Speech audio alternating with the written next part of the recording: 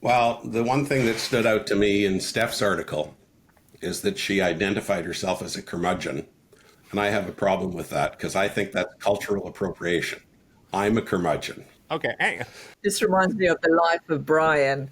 I'm Brian of Nazareth. What? Yeah, I'm Brian of Nazareth. Take him down. I'm Brian of Nazareth. I'm Brian. I'm Brian. I'm Brian. I'm Brian. I'm Brian, and so's my wife. DVLED is growing globally, running down what came from Zoomtopia 2024, and Barco sues Yealink. All that and more next on AV Week. This is AV Week, episode 687, recorded Friday, October 18th, 2024. You lose. This is AV Week, the weekly wrap-up of the biggest news and information we have gathered. My name is Tim Albury. I am your host. With us to discuss that very news, first and foremost from the UK, Ifat Chaudhry from Involve. Welcome, ma'am. Thank you for having me. Absolutely. Also with us is Brock McGinnis from Nationwide up in Toronto. Welcome, sir. Thank you, Tim. I am living the AV dream. And happy belated Canadian Thanksgiving. If you're not familiar, for those of us in the States, Thanksgiving happens at the end of November, but for Brock and his Canucks, they celebrate. Actually, it's around what we celebrate as Indigenous People Day and Columbus Day, right? Yes. And last but not least, a young man that I got to connect with. He's typically in Singapore. Today he's in Bangkok.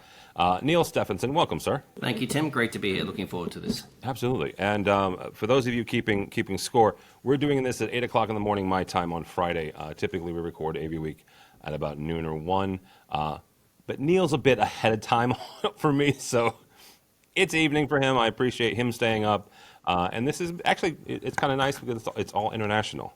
And yes, Canada is still technically international for the U.S., as Brock shakes his head vigorously. First story comes to us from AV Magazine. Barco has initiated legal proceedings against the Chinese firm Yealink in the European Unified Patent Court. Barco alleges that Yealink has infringed on patents related to its ClickShare conference product. Now, a couple things. Number one, this is not the first lawsuit that Barco has ever filed. In fact, for those of you who went to ISE, I want to say it was 2018 or 2017, they actually had the police come in and take product off the show floor. So this is not Barco's first rodeo on this. European action follows a similar lawsuit in the U.S. last year, where Yealink admitted to infringing on Barco's intellectual property. Barco's move leverages the newly established UPC, which enables enforcement of unitary patents across multiple EU member states. Barco licenses their patents to a wide range of companies for their stable of patents, which now includes over 110. You can actually, I'll give Mitchell the link to this. You can find a list of those partners on their website. Brock, we're going to start with you on this. Quite simply, who wins and who loses when manufacturers fight like this in court over patents? We lose. So resellers and users lose because users don't have a choice. And, if I go back to the Clear One Shure ceiling mic patent fight, the users definitely lost. And that patent to me seemed to be defined not by what the microphone did, but what it was. It was a in-ceiling digital microphone. I think that if Barco, in fact, has unique intellectual property that is enabling their ClickShare system to do what it does, then all power to them, because people shouldn't reverse engineer and steal that. Yep. But if it's a case of, we have a patent on wireless conferencing from laptops, I really object to that, because I want to buy from Crestron, and I want to buy from Kramer, and I want to buy from Yealink and others that offer similar functionality, and not being tied to a single vendor in order to get what has become mission critical utility in every meeting room that we're doing. Now, really quickly, I know Crestron, for a fact, is one of those partners. So they do license the technology from Barco. Every Air Media that is sold, there is a license agreement with Barco. The list is exhaustive. I did go through it this week. I do not remember all of them. So if you want to, you can dig into it. You can also go dig through their patents, which was also exhaustive, and I think I fell asleep reading them. So, if that, same question to you.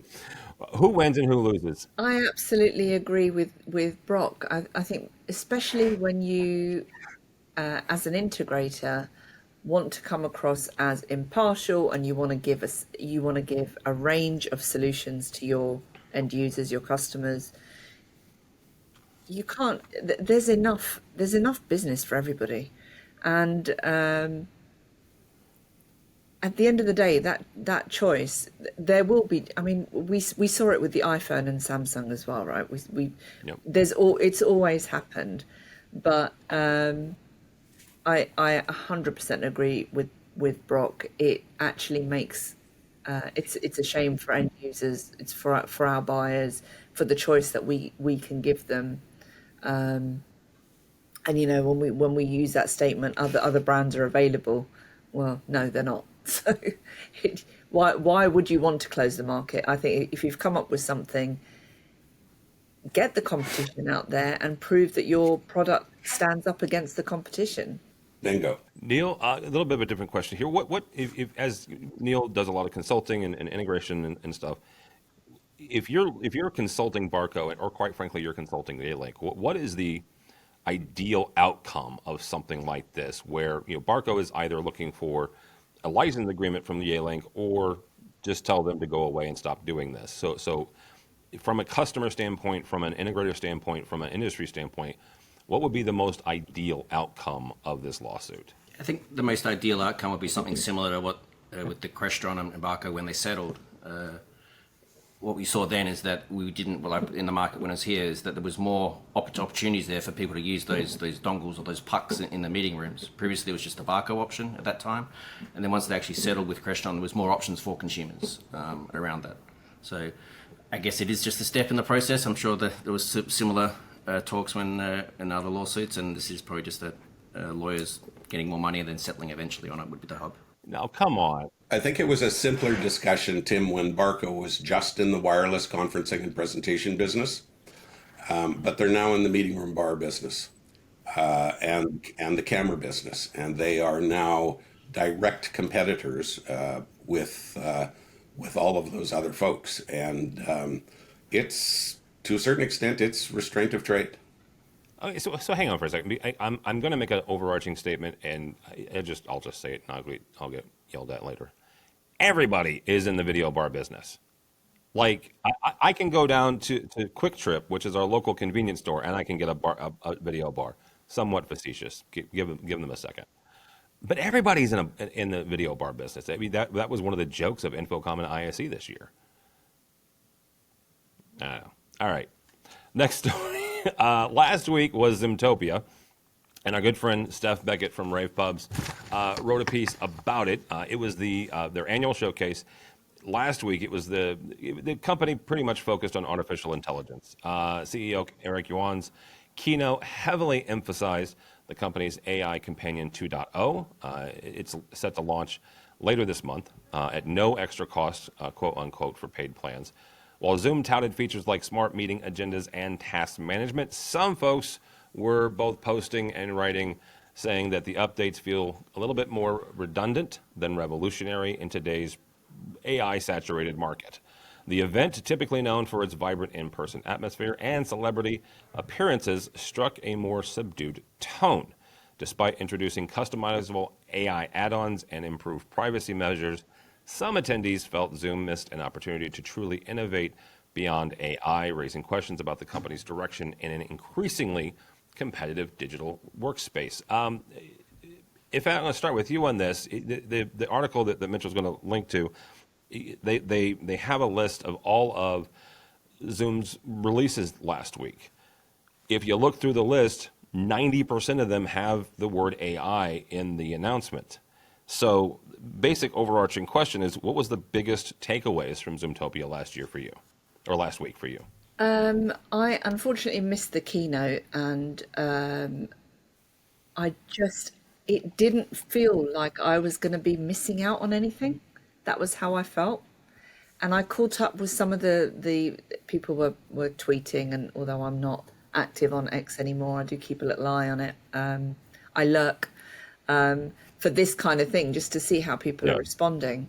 And I just it didn't feel like previous years where you think you got excited and you thought, there was no FOMO for me. And I have to kind of agree with the AI. I completely get that there are lots of benefits, especially for things like meeting summaries and transcriptions. There's a lot of use for AI in Zoom. But there are genuine concerns around privacy, around accuracy, around bias, about how much people are reliant on, or, is it making people lazy where they're not engaging in those meetings? They'll rely on the summary, which might not actually pick up what they needed to get out of it. So, I kind of looked at the list and sort of went, yeah, and there was nothing that actually stood out that made me feel that that there was anything really new. And I love that. I love the energy. Zoomtopia Yeah. always comes. All the speakers will have huge energy, and they'll pat themselves on the back, and they'll be, well, hey, go us. But I wasn't feeling it this year. I'm very sorry to say. So I'm going to pull on something here, and I'm going to get Neil and Brock's input about what their takeaway. But let me ask this overarching. I wrote a piece after ISE and Infocom both this year. This is not ISE's fault, and this is not Infocom's fault. So don't misconstrue what I'm going to say. Neither of those shows had an overarching, oh my goodness, technological advancement moment. There was nothing on the show floor that I walked out of there going, holy cow, everybody has to know about this, right? There was nothing that was like, boom. Are we just there? Is that where we are as an industry, whether it's Zoom or it's, XYZ manufacturer, where we've just kind of, we've hit a plateau as far as technology goes? It kind of feels that way. It's felt like that for some time, I think. What was the last product that really make you stood up and say, wow? Transparent OLED, but that's been 4 years ago. Yeah. Wireless conferencing, the ability for BYOD, for a user to come into a meeting room, plug in a little dongle of whatever shape, size, or color, and put their Teams or Zoom or Meet meeting on the air from software hosted on a device they already know, trust, and love. And that changed the AV business immensely. If Barco, in fact, invented that, God bless them, and I'll take back every bad thing I ever said. I mean, something I'm looking forward to, and I've got a bit of an interest in, is Auracast, when that actually hits. I think that will have wow, whereby anyone who has their own headphones will be able to, especially for people with hearing impairments, will be able to tune in with their own device. And once that becomes, when it rolls out, which I think over the next few years it will, imagine if you were a student and you're in a lecture theatre and you're not having to tune in to you can just use your own headphones, your own headset, and Bluetooth in. Or if you're in a bar and you're a sports bar with various events on, you could just tune in to the one that you want to hear. Yeah, there's a company called Mix Halo that is doing that. You have an app on your phone, and not only can you listen to that lecture over your own headset, you can listen to it in the language of your choice with near instantaneous, simultaneous translation. That's a wow for me, because that helps the individual. Yeah. So that, when that rolls out on a bigger scale, that would give me a wow. Neil, we'll give you your shot at what was one or two things that you pulled out of Zoomtopia, and nothing is a financial deal. Well, this is the first time I could actually, I'd put down on the calendar to attend Zoomtopia. Reading Steph's article, I was a little disappointed that I missed out on the Celebration of Happiness and Nelly concerts. But I guess I'm not attending a Zoomtopia event to get that. I'm getting there to try and learn some more things about the features. And I think on the UC part of it, which is what I was trying to find out, learn more things, understand more things, there wasn't really many things that were announced or we learned for. So left kind of feeling a bit flat. Personal level, keen to see how this Zoom AI companion works. I think when looked it up after that, but on the UC environment, it was I didn't really have anything new out of it. From like a design or a sales perspective, the sales like a Zoom AI or Docs or Office 365 is really a different group of people that you're selling or designing for. And so I guess there's a mix for Zoom there. You've got the UC people and you've got them trying to sell the AI and the Docs part of the world as well.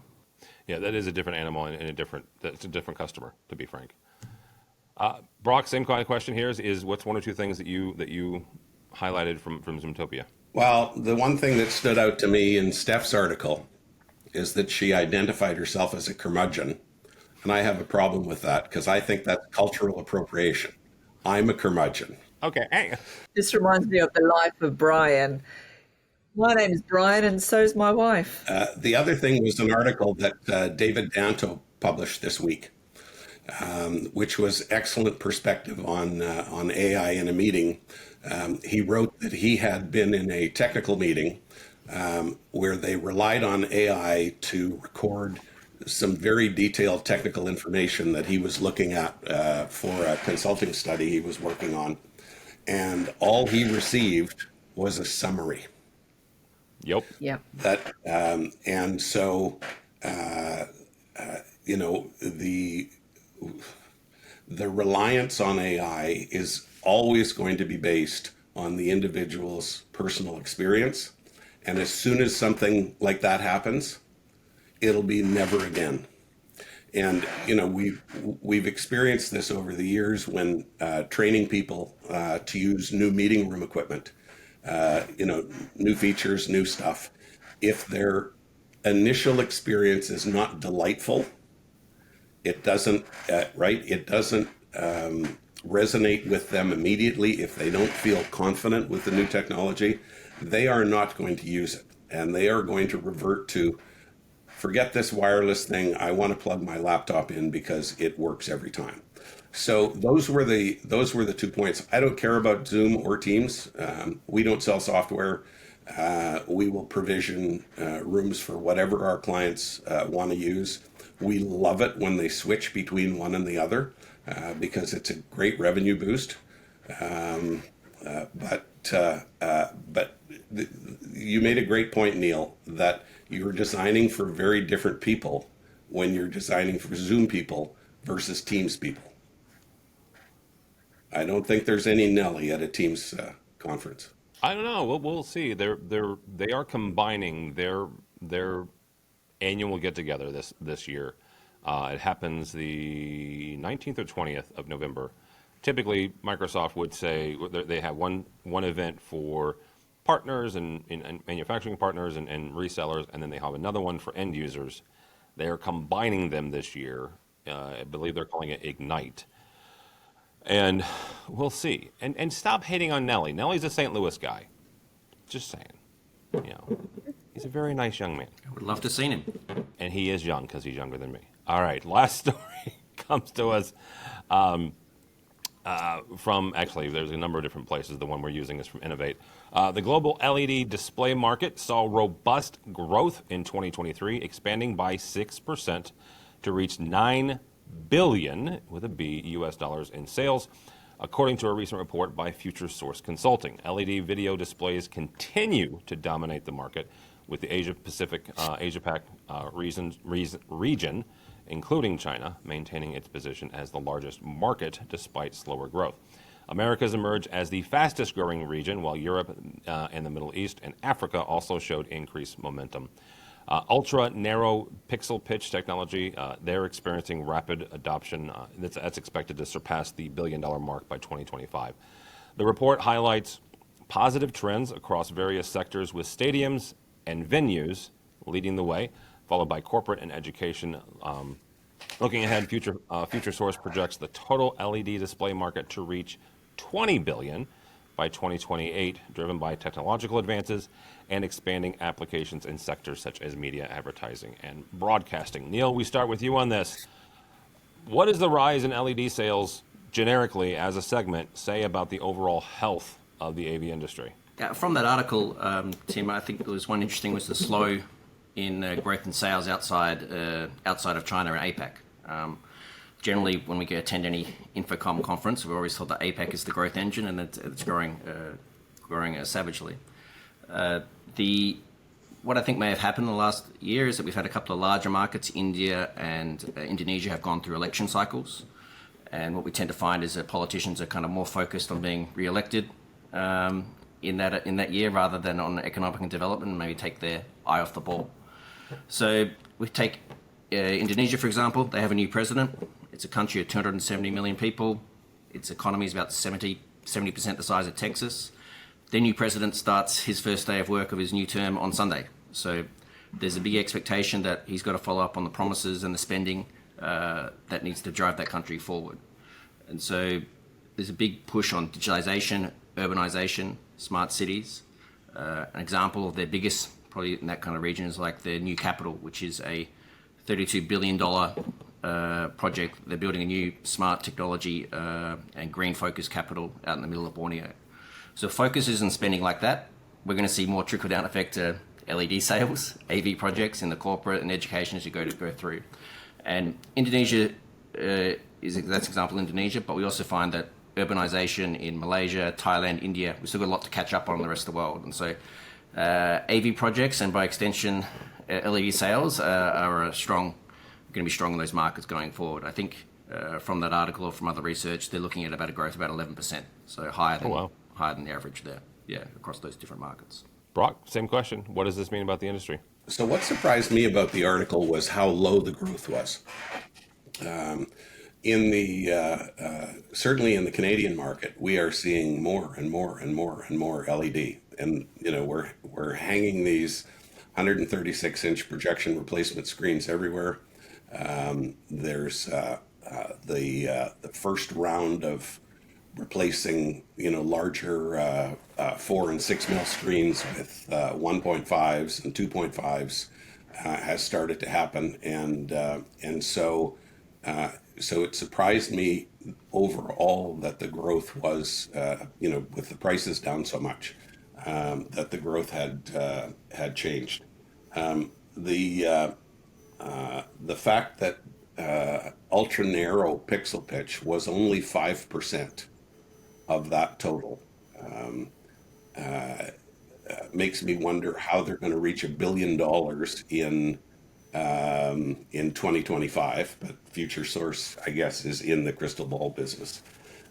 They're selling magic, and I don't know if ultra narrow, by their definition, is under a mil or not. That product is still pretty darn pricey. We're not seeing a lot of uptake other than from high-end corporate clientele. But the narrow pixel pitch, the 1.5 stuff, and 1.2 now is running off the shelf. So really quickly, because you used a phrase there that I hadn't heard before, and I'm gonna steal it, Brock. Projection replacement screens. Even in those instances, you're not seeing ultra narrow pitch. 1.5. So okay. So 136-inch screen, which is a kit that's offered by just about every manufacturer, is native high definition, 1080, and is also about the tallest screen that we can fit in a standard commercial building underneath the ceiling height. And so it fits really well, and it's in many cases it's replacing 113-inch projection screens, and the users just love them because the contrast is so much higher. The windows don't have to be closed, or the shades rather don't have to be closed, and those products have come down. I don't know about in your market, Neil, but I have to think that $25,000 is probably a generic cost, and they're stocked everywhere. I can literally go and pick one up this morning and have it installed this afternoon, and two technicians can install one in less than an afternoon and still have Wow. time for beers. So it's, that to us is the bulk of the market. And I think that, university classrooms and colleges will be the next wave when their first generation of feeble little laser projectors start dying out. But at 25 grand though, that price is going to have to come down because again, I used to be a tech manager. It's been 10 years. So if I extrapolate and add inflation on, we didn't pay 25 grand for our projection and screen system though, Brock. You cannot put a price on delight. Tell that to a college president, brother. All right, if that you'll have the last word on this. What does this say about our industry in general? Funnily enough, when Brock was speaking, I was thinking about the installation impact and how easy it is to install. And I was going to say they still have time for tea, but yeah, beer will do. It is easier, but price is an issue, and we're not seeing the growth on the high end. People will ask for it, so we've quoted it. We've quoted, and then they look at the price and they just come down to. So I would say 1.5, 1.2 at a push is probably. You'll see more of that, but you can't really move for seeing displays. There are displays everywhere you go in places that you just wouldn't even think that needs a display now has gone digital. So the expectation has gone up. And so from that point of view, yeah, I agree with Brock that actually you'd expect it to be higher, the growth to be higher. And it just isn't. And I think the barrier is price. Chip on board might push some more. But I mean, I recently quoted some DVLED, and the quote's sitting there. The other factor, Tim, could be the overall spend in the AV industry. Judging by the number of what the folks on the bottom end of my screen would call redundancies, layoffs and dismissals in the industry, which has been significant by significant manufacturers.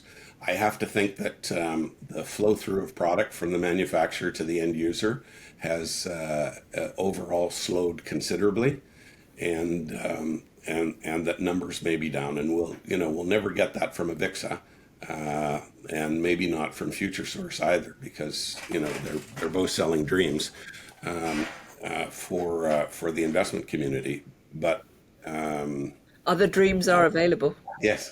I like that thought. Other dreams are available. That's a good place to stop. All right, thank you guys. Brock McGinnis, how do people connect with you or Nationwide, sir? I am Brock at Nationwide AV, and occasionally, I'll troll my at Brock McGinnis Twitter, and I'm there on LinkedIn as well. So easy to find. Google me, arrest records. That's from the 80s. After a few decades, they'll go away, right? You think so? Maybe. I don't know. Maybe not in Canada. Ifat Chaudhry, thank you, ma'am. How do people connect with you? LinkedIn is probably the best place. So Ifat Chaudhry on LinkedIn. My Twitter is at IFC, and so yeah, I'm sort of there, lurking, waiting for better times. But I've remembered, Tim. You can also watch the What If post. God, I can't even speak. Sorry, Mitchell. You can watch the What If podcast on YouTube if you look up at What If AV. That's 2 F's as a play on my name. Neil, lovely to have you, sir. Thank you so much for staying up late for us. How do people connect with you? Thank you, Tim. If you're looking for help in the Asia-Pacific region, you can contact us at our website, which is avitsecurity.group.com. And on LinkedIn is where you find me mostly during the day. So look forward to catching up. For me, for Tim Albright, don't follow me anywhere because I will. I usually say I'll complain about the Bears, but there's not. I am still cautiously optimistic about my American football team. You've got a quarterback. We've had Well, hail Caleb. Yes. Again, I've been a Bears fan long enough that I'm still cautiously optimistic on that. And he was in Ifat's neighborhood last week and did a fine job. The Bears played in London, so But if you're interested in my random thoughts that have nothing to do with technology, you can connect with me on LinkedIn. I have been doing some writing on there, so you can check me out there. But more importantly, go by the website, avnation.tv. That's avnation.tv. You will find this program and a host of others. And oh my goodness, Mitchell has been very busy this week. We've got 2 new podcasts this week. First, we've got EdTech, episode 123, where they complain about too much AI, oddly enough.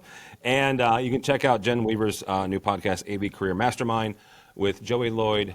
And as of today, October 18th, my good friend Chris Neto's the birthday boy, because today is his birthday, and he's 50. I just want to point that out there. Mr. Neto turns 50 today, so he is no longer younger than me. So you can check those both out as well. Also, if you are watching this and you are tired of looking at my big dumb face and you just want to hear my voice, you can check this out over on wherever you get your podcasts, Spotify or Apple Podcasts or whatever. And if you're listening to the podcast and you want to see what these fine folks look like, you can watch it over on YouTube. So either way, go to the other area as well. So thanks so much for listening. Thank you so much for watching. That is all the time we have for AV Week. The network for the AV industry. What are you listening to? This This is AV. This is AV Nation. This is AV Nation.